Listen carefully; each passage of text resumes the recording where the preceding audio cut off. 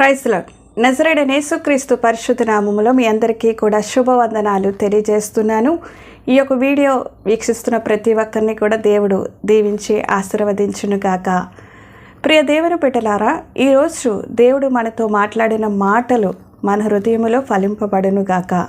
దేవుని యొక్క మాటను బట్టి ఎంతోమంది ఆదరింపబడాలి, స్వస్థత పొందుకోవాలి, చెరలో ఉన్నవారు విడుదల పొందుకోవాలి. కనుక ఈ మాటలు జాగ్రత్తగా ఆలకించి మరి దేవుని యందు విశ్వాసం కలిగి జీవిస్తారని నా యొక్క ప్రయత్నము, నా యొక్క ప్రార్థన.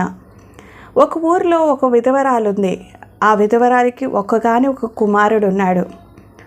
యవన కాలం వచ్చేసరికి ఆ తల్లికి ఆదరణగా ఉండవలసిన ఆ కుమారుడు మరి అకస్మాత్తుగా ఆయన మరణించడం అనేది జరిగింది. ఆ తల్లికి ఎంతో బాధ ఉంటుంది కదా, ఎంతో వేదన ఉంటుంది కదా, ఎంతో రోధిస్తూ ఉంటుంది కదా. కొడుకు ఎదిగి ఉన్నప్పుడు మరి మరణం అయినప్పుడు ఆ తల్లి హృదయము ఎంతో గాయపరచబడింది. మరి ఒక కుమారుడు మరి చనిపోయిన తర్వాత ఆ తల్లి నిస్సహాయ స్థితి ఏ విధంగా ఉంటుందో మనం ఊహించుకోవడానికి కూడా బహుభయంకరంగా ఉంటుంది. ప్రియ దేవుని బిడ్డ, మరి ఈ రోజుల్లో కూడా, ఈ కాలంలో కూడా ఒంటరి స్థితిలో ఉంటూ ఒకరి మీద, మన కుటుంబం మీద ఆధారపడిన వారు ఒకవేళ మనల్ని విడిచి వెళ్ళిపోయినప్పుడు మనము కూడా అదే నిరాశ చెందుతూ ఉంటాం. ఆ విధముగానే ఒంటరిగా జీవించాలేమో అని భయపడుతూ ఉంటాం. కానీ ఈరోజు లేఖన భాగము నుండి ఒక మాటను మనం జ్ఞాపకం చేసుకుందాం. లూకా సువార్త 7వ అధ్యాయము 12వ వచనం నుండి మనం ధ్యానించినట్లయితే అక్కడ ఒక విధవరాలు కనిపిస్తుంది. ఆ విధవరాలికి ఒక కుమారుడు చనిపోయినప్పుడు ఆ చనిపోయిన ఆ కుమారుడి వెంట మరి ఆ తల్లి ఏడ్చుకుంటూ వెళ్ళి మరి ఆ తల్లి రోధిస్తుంది, బాధపడుతుంది, భయపడుతుంది. నేను ఎలా బ్రతకాలి ఈ యొక్క ఒంటరిగా స్థితిలో, ఈ లోకంలో నేను ఎలా బ్రతకాలని చెప్పి ఆమె దిగులు చెందుతుంది.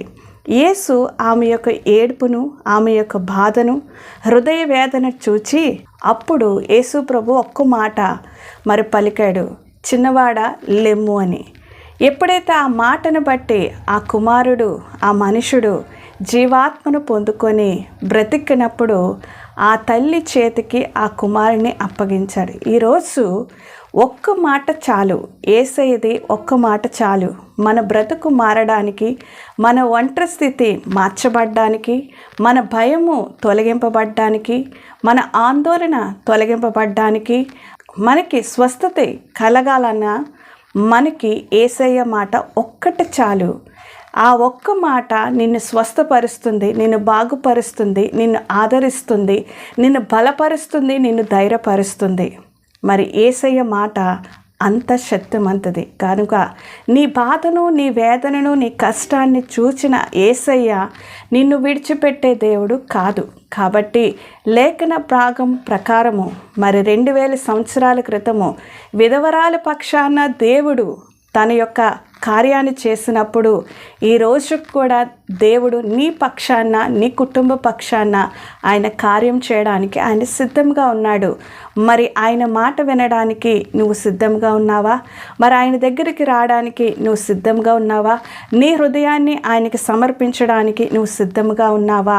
ఎప్పుడైతే ఆయన దగ్గరికి వచ్చినప్పుడు, ఆయన్ని వెతికినప్పుడు నీ హృదయ వేదన, నీ కన్నీరును, నీ దుఃఖమును కూడా ఆయన తుడిచివేస్తాడు. నువ్వు ఏ పరిస్థితిలో ఉన్నా, ఏ స్థితిలో ఉన్నా, ఎటువంటి మరి స్థితిగతుల్లో ఉన్నా కూడా ఆయన నీ భయాన్ని అంతటిని కూడా తొలగించి, నీ ఒంటరితనాన్ని తీసివేసి, నిన్ను స్వస్థపరిచి, నిన్ను బాగుపరిచి, ఆయన నిన్ను ఆదరించి, ఏదైతే కోల్పోయావో, ఏదైతే నువ్వు కోల్పోయి దిగులు చెందుతున్నావో అది ఇవ్వడానికి దేవుడు సమర్థుడు.